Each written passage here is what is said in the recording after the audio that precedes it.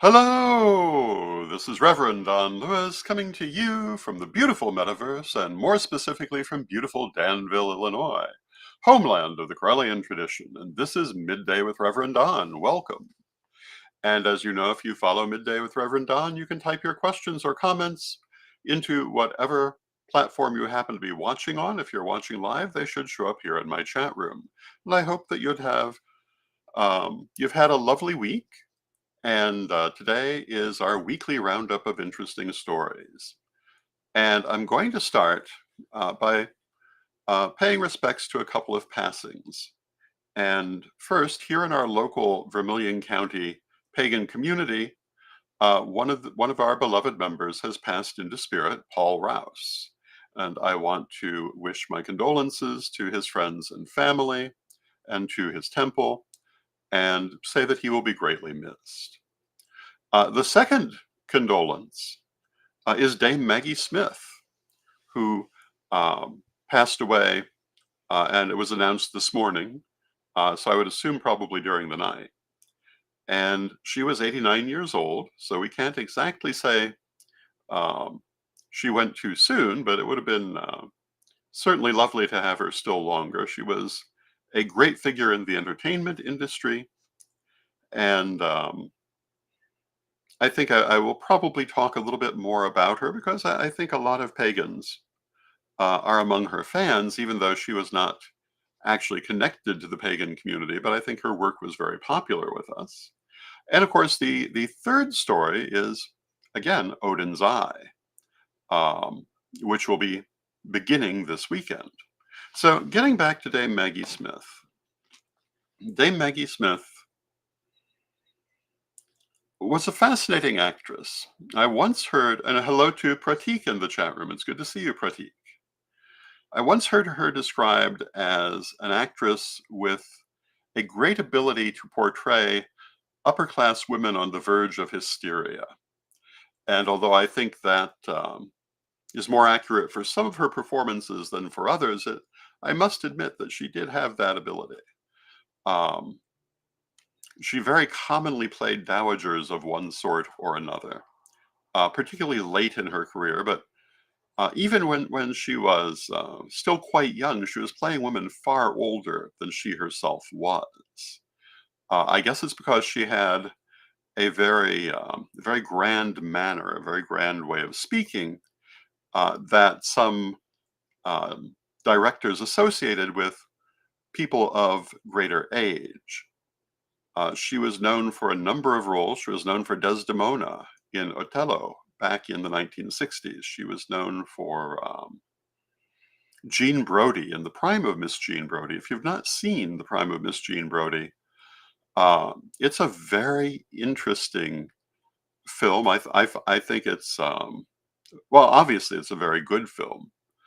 And it's interesting considering that she later played Minerva McGonagall in the Harry Potter series, because this is also about a teacher at a boarding school.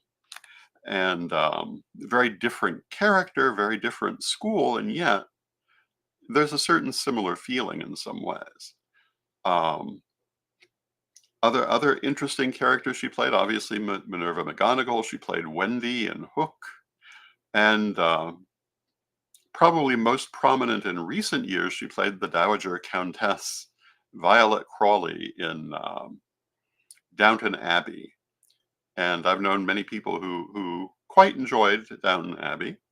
And you know, Downton Abbey, I enjoyed it also. It's certainly a very beautifully mounted production. Hello to Janet in the chat room. It's good to see you, Janet. Um, it's been suggested that it's a little, how can we put it? A little cleaned up from the era in terms of how certain things might actually have been. Um, but you know, you can't really expect most period dramas to be exact replications of periods of which few, if anyone, who actually lived it is still around to talk. Um, the general explanation given with Downton Abbey as to why the family is unusually close to their servants is that the mother is American, which might make some sense, possibly. Um, but certainly visually and in most ways, it's a pretty good evocation of the era. Um, it certainly is a very gentle evocation of that era. I always found that a very interesting period, um, which is to say that the early part of the 20th century. And there are a number of interesting movies, certainly, that depict that era, and also many that actually come from it, because that was the birth period of cinema. Um, and what I would say, if you want perhaps a grittier version of that era, try Gosford Park. Also a beautifully mounted production, also starring Dame Maggie Smith as another Dowager Countess. Um, and one slightly less endearing, which gives, I think, a better view of the difference between upstairs and downstairs at that time. Although in this case, perhaps a little bit to the opposite extreme. But if you look at the actual films of the era, one of the things that I have always noticed is, these were people just like we are. The idea that they were drastically different, um, certainly they were in some ways, but that they were people too, and um, nowhere near as rigid as their photographs. So you could also, I'm sure you can find it on YouTube. Watch Our Dancing Daughters with Joan Crawford, which is from the era where I believe um, Downton Abbey currently is having its story set, the late 1920s. And it might give you a very different view of that era within a similar social class, except in the American version. Um, it's very interesting to see both how people have changed and how they have not changed in this 100 years, and it's been 100 years now, or mostly 100 years. I think that for Downton Abbey, I believe that where their current story is set is more like maybe 95 years, but right about 100 years. And, so often we forget the things that were. And unless we study history, we have no way to remind ourselves of how things really were, except what other people want us to see. One of the big problems I think that the United States has is a very false impression of what the past was like, which is created by two sources.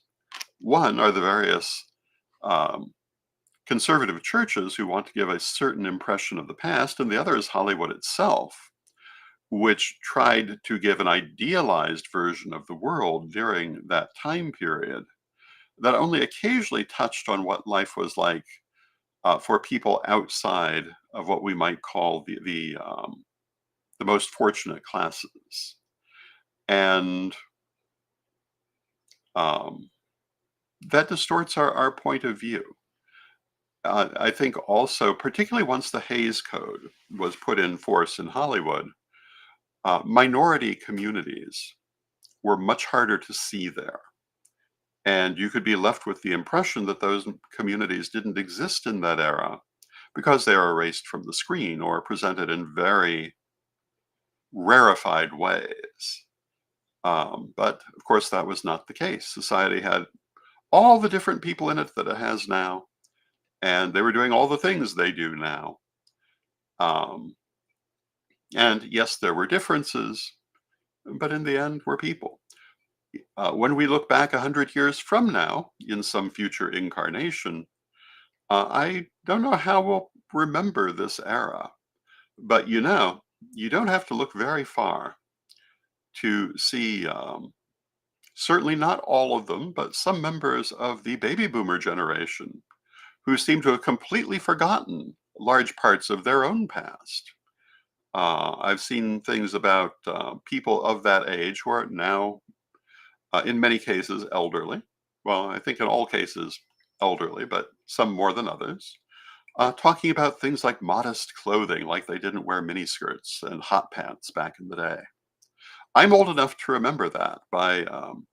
I'm Generation Jones, but most people would count that as late baby boomer. I remember what people were wearing. I remember what they were doing. And I remember what they were saying. And I don't need to hear how conservative things were back then, though for certain people they were. But in society, no, no, no. That was the height of the sexual revolution, and people were doing everything. And hello to Steve in the chat room. It's good to see you, Steve. In fact, I think that if a young person from this generation could go back and look at the 60s or 70s from inside that period, they might be shocked by how different certain attitudes were, because in many ways we're far more conservative as a society now. Even though young people have access to all kinds of things they didn't have access to then. And, it stands to reason that would change how people look at things. That generation, in many ways, was fighting for access to things that their own older generation wanted to keep them from. And, one of the things I like to talk about a lot are the elders who feel no one will listen to them. Um, but, this is part of that too. If you want to be listened to, you need to be speaking realistically, and you need to remember what your times were like and be cognizant of what current times are like, and understand that what suited one time may not entirely suit another. And the drug, sex, and rock and roll attitude of the late 60s and 70s, is very mainstream today. It is not what most current metaphysical um, people regard as something they need to find somewhere. It's all around them. What they're looking for is much more metaphysical. And if you're still stuck in the idea of achieving a liberation that is in play everywhere, well, young people aren't going to understand that. So of course they're not going to listen. Along with many, many other things that can cause you not to be able to reach the audience you want. And, I've talked a lot about a number of these, but, first and foremost is you have to keep your communication to that audience open. And hello to Lolan in the chat room. It's good to see you, Lolan. Um, you have to have your communication channels open. You have to be speaking language they can understand. Um, and saying things that are relevant to them. And, I myself, I've always believed in being relevant, but I'm cognizant of the fact that I'm relevant to a certain group of people who want to study deeper information and who want to study things about leadership, how to work within groups and communities, as opposed to those people who are just looking for the latest spell book. Um, and I'm constantly thinking, what can I do to broaden my appeal, and probably will do some of those things. But at the same time, I don't want to stop serving the community that I have always served. I always wondered, why did my vlogs, for example, not get a wider audience? But I knew the answer. All I had to do was speak to an oogie boogie subject like demon possession or haunted dolls, and the numbers would go way up. But speaking to actual serious subjects really only got to a certain audience, because only a certain audience wanted that level of information. One of the things that I have observed over the years in the pagan community is people saying that they're tired of 101 material and really want more in-depth material. And I have to tell you, for the most part, I don't buy that, because those same people won't actually do anything with more in-depth material when it's presented. I think in a lot of cases, they don't actually understand what more in-depth material is. I think a lot of the people who make that complaint really just want a thicker cookbook of magic rather than learning the practice of magic. And when we talk about magic and metaphysics, it's not about recipes. Um, it's about understanding the principles and applying them, and knowing how to apply them perhaps where no one has been before, because you may find yourself in such a situation.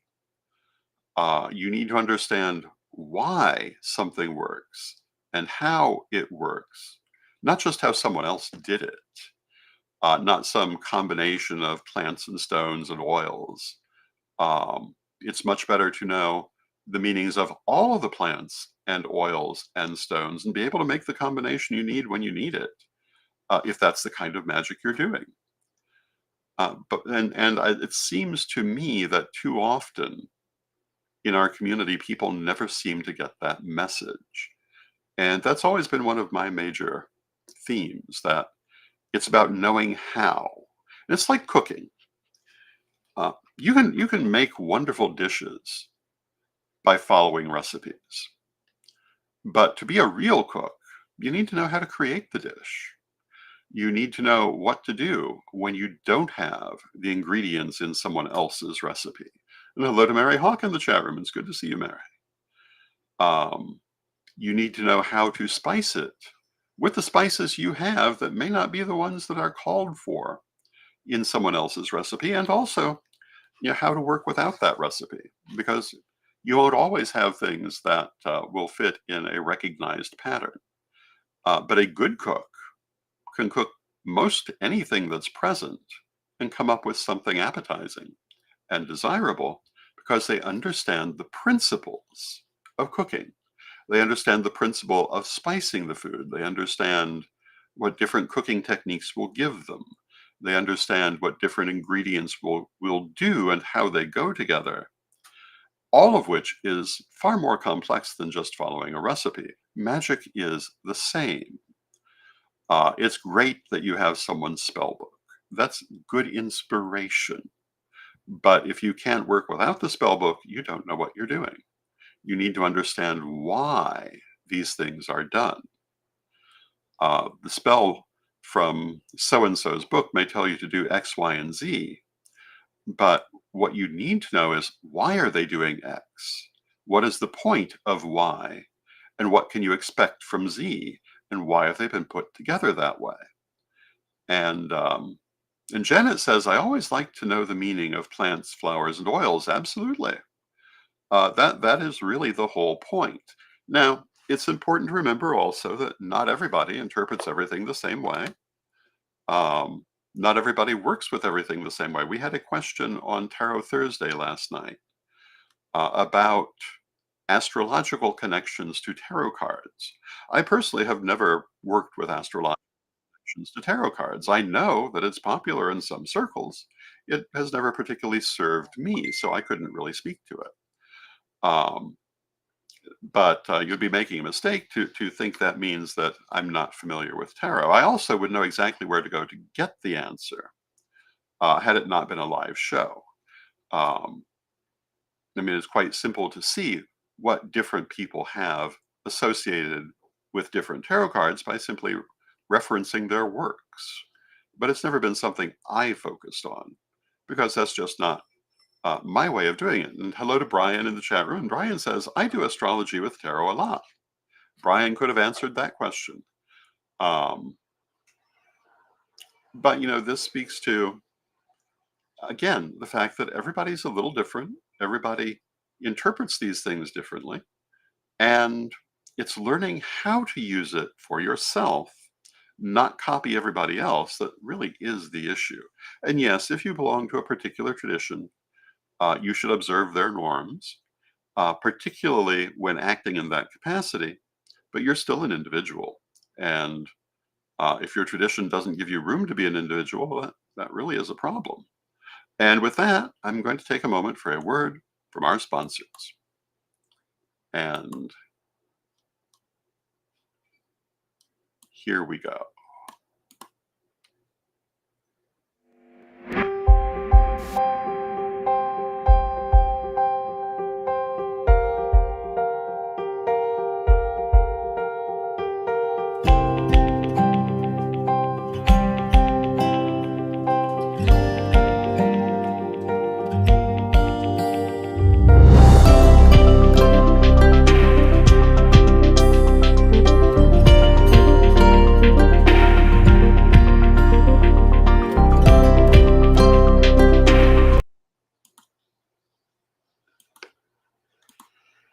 Ready to unlock the secrets of the universe?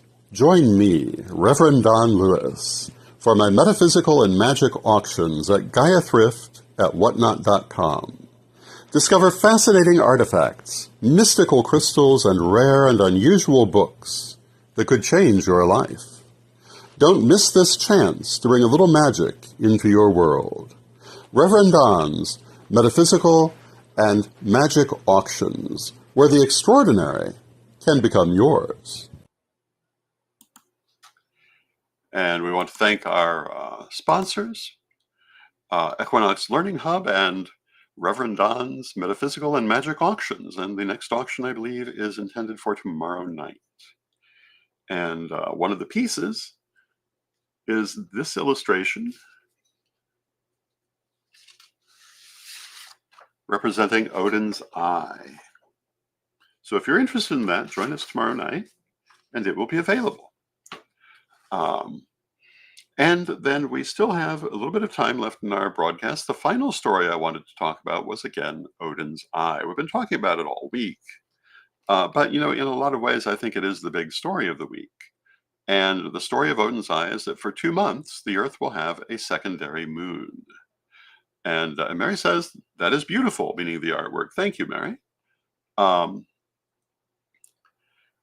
From September 29th, which is Sunday, through November 25th, we will have the Odin's eye as our second moon, which is a comet, which is being caught by the Earth's gravitational pull for that period, and then will return to a heliocentric orbit afterwards. And what does this mean? Well, having 2 moons, Brian says, have we figured out the placement of it yet for astrological purposes? No, I have not. But we will. To me, what this does is it accentuates all the things we would have from our normal moon, as well as adding a little bit of its own. And what this has to do, in my opinion, it brings forward things that are hidden, things that are not normally seen, particularly metaphysically in terms of prophecy and in terms of oracle work, but also in terms of society and personal relationships, subconscious aspects of ourselves, seeing things we don't normally see. And Steve says, it's a great story. Glad you covered it so well. Thank you, Steve. I think that we will probably be seeing a number of things that perhaps we've been unaware of, perhaps we have not anticipated, and perhaps that we will say, oh, well, I knew that, but it's good to have confirmation. I found when I learned clairvoyance and learned to do psychic work, and would of course do it for myself, I often found that in fact I did kind of already know what was coming, but the clairvoyance gave me that confirmation of it, particularly doing shadow work. Sometimes I found things that were very unexpected, but quite often it was, oh, well, yeah, I knew that, but had not really dealt with it yet. And hello to Brochu Isabel in the chat room, who is joining us from Quebec, Canada. Welcome, Brochu. It's interesting. I think that I think that if we trusted ourselves more, we'd be surprised much less. But that's not the easiest thing in the world. And it is worth saying that developing trust in yourself is actually a major part of metaphysics. Most people, when they come to metaphysics, are coming from the wider society where where they have been taught not to trust themselves, to second guess everything, and in particular, particularly from certain religious backgrounds, to take other people's opinion above their own, even when those opinions don't make sense. Now, that's not to say that you will always be right if you trust yourself, because there are numerous ways in which we can be working from crossed wires. But if we can maintain our connection to our higher self and trust that, I think we're much better off. And that's half the point. Well, more than half the point of meditation, and a big part of the point of metaphysics, to be in contact with our higher self and to integrate that more firmly into our conscious self. And when you do that, you get good things. Now, I don't know that we can ever fully do that in this existence. Um, I think that doing that is part of the purpose of this existence, but I'm not sure if in our current human form we can get all that way. But I think we can certainly get farther. It's generally said that as humans, we're in the mental plane, speaking in terms of the seven planes, moving into the astral, which means there's still quite a bit left to be done. But still moving forward. And I think we see people at many different levels of that mental plane. Some closer to the emotional, some closer to the astral. And of course, every plane we've gone through, we continue to access. And the ones we're moving into, we have some access to as well. With that, I see that we've come to the end of our half hour. I hope that you have enjoyed the program. And again, I want to issue my condolences to the friends and family of Paul Rouse, and of course on the passing of Dame Maggie Smith, and my excitement with the coming of Odin's Eye. And on Sunday, we will be having our regional Corellian lustration, which has as its center point, of course, oracular working. And I'm very curious to see what that brings. So with that, let us close with our prayer, as we always do. Divine Mother Goddess, Divine Father God, beloved ancestors, we thank you for all that you do for us in our lives, and we rejoice in this path we walk together. And we ask you to help us to maintain good contact with our higher selves and to listen to that voice within us, which always leads us correctly. Beloved Mother Goddess, beloved Father God, help us with our shadow work. Help us to deal with those things we do not see, so that we can come into greater knowledge of who we are and what our purposes are. Beloved Mother Goddess, beloved Father God, beloved ancestors, we thank you with great love, and knowing you are always with us, we thank you for your presence, and may you be blessed now and always. I thank you for your presence. May you be blessed now and always.